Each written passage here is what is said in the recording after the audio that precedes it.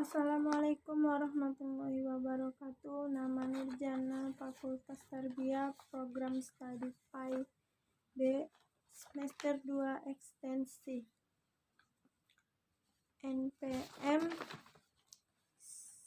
19010202119.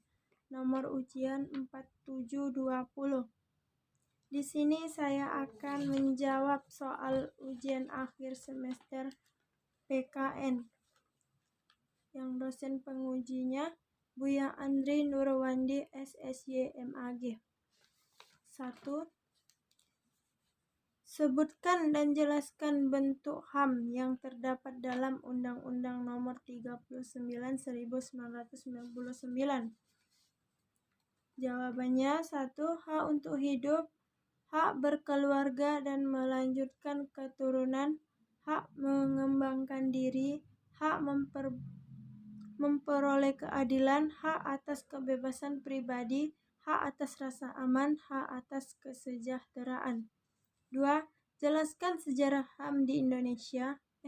Jelaskan sejarah HAM di dunia dan berikan pendapat saudara terhadap peristiwa pelanggaran HAM di dunia. Jawabannya, HAM berawal dari dunia barat atau Eropa. Seorang filosof Inggris pada abad ke-17, John Locke, merumuskan adanya hak alamiah yang melekat pada setiap diri manusia, yaitu hak atas hidup, hak kebebasan, dan hak milik. Pada waktu itu, hak masih terbatas pada bidang sipil atau pribadi dan politik. Sejarah perkembangan HAM ditandai adanya 3 peristiwa penting di dunia barat, yaitu Magna Carta, Revolusi Amerika, dan Revolusi Prancis. Pendapat saya atas pelanggaran HAM di dunia ini ialah sangat tidak logis dan patut diberi hukuman sesuai perbuatan yang sudah melanggar HAM. Dan pelanggaran HAM yang telah dilakukan orang sekitar lingkungan saya sangat berpengaruh buruk. Maka dari itu, saya ingin yang berkasus tentang itu untuk tidak mengulanginya lagi. 3. Tuliskan ayat dan arti tafsir. A. Hak persamaan dan kebebasan Quran Surah Al-Isra ayat 70 yang artinya, dan sesungguhnya telah kami muliakan anak-anak Adam. Kami angkat mereka di dalam lautan, di daratan. Kami beri mereka rezeki dari yang baik-baik dan kami lebihkan mereka dengan kelebihan yang sempurna atas kebanyakan makhluk yang telah kami ciptakan. Tafsirnya, dan sesungguhnya telah kami muliakan, kami utamakan anak-anak Adam dengan pengetahuan akal bentuk yang paling baik setelah wafat jenazahnya dianggap suci dan lainnya. B.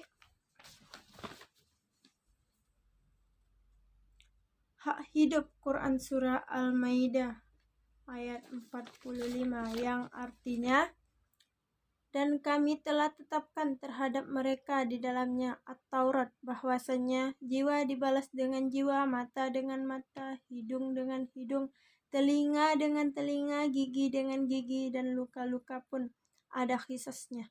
Barang siapa yang melepaskan hak itu menjadi penebus dosa baginya. Barang siapa tidak memutuskan perkara apa yang diturunkan Allah, maka mereka itu adalah orang-orang yang zalim. Tafsirnya, maksudnya di dalam Taurat dibunuhnya, dicongkel, dipancungnya, dipotong, dan dicabut. C. Hak berkeluarga.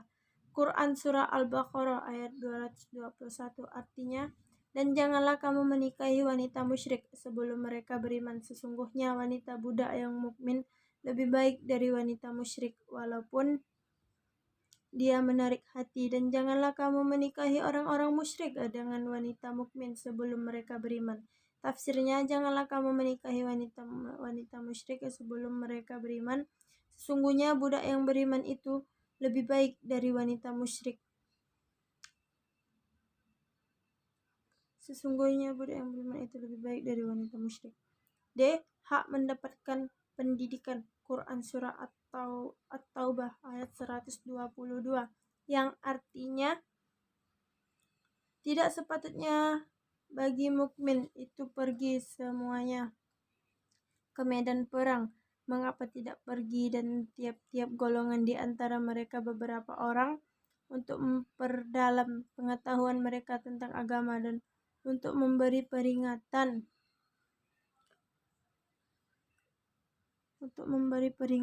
kepada kaumnya apabila mereka telah kembali kepadanya supaya mereka itu dapat menjaga dirinya.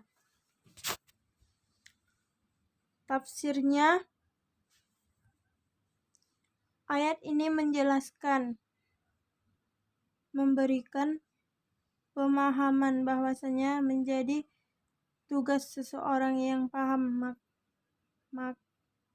masalah agama adalah istiqomah di atasnya dan mendirikan segala syariat yang ditetapkan tidak untuk merasa tinggi di antara umat manusia. Hak kebebasan beragama. Quran Surah Al-Kafirun ayat 1-6 yang artinya, hai orang-orang kafir, aku tidak akan menyembah apa yang kamu sembah, dan kamu bukan penyembah Tuhan yang aku sembah, dan aku tidak pernah menjadi penyembah apa yang kamu sembah, dan kamu tidak pernah pula menjadi penyembah Tuhan yang aku sembah.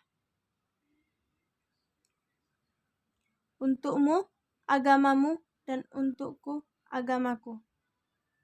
Tafsirnya, surat ini adalah surat yang menyatakan pembebasan dari apa yang dilakukan oleh orang-orang musyrik, dan surat ini memerintah untuk membersihkan diri sendiri dengan sebersih-bersihnya dari segala bentuk kemusyrikan. 4. Soal nomor 4. Jelaskan pengertian HAM menurut paham liberal, komunis, dan Pancasila. Menurut saudara, bagaimana Islam memandang tentang perlindungan tentang HAM? HAM menurut liberal adalah menjunjung tinggi persamaan dalam bidang politik tanpa disertai upaya untuk menghilangkan kesenjangan dalam bidang